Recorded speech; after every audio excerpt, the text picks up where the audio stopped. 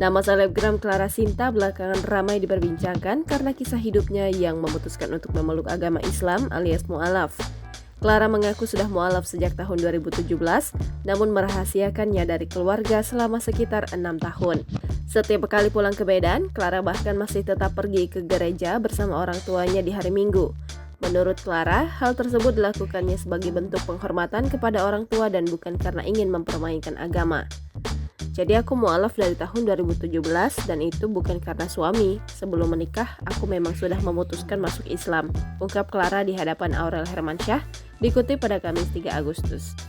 Sejak menikah aku tinggal di Jakarta. Setiap pulang ke Medan, aku pasti selalu ke gereja setiap minggu sama orang tua. Ibunda Clara akhirnya tahu bahwa sang putri sudah berpindah keyakinan ketika ia berangkat umroh. Alhasil, keluarga Clara pun marah. Hubungan Clara dan keluarganya pun memburuk. Ia mengaku masih belum berkomunikasi lagi dengan keluarga besarnya. Di sisi lain, Clara kini telah berpisah dari mantan suaminya. Ketika ditanya Aurel soal kriteria pasangan baru, Clara mengaku ia hanya mencari pria yang rajin menjalankan sholat 5 waktu.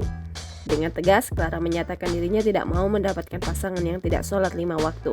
Sholat 5 waktu juga disebutnya harus datang dari diri sendiri dan bukan karena adanya paksaan.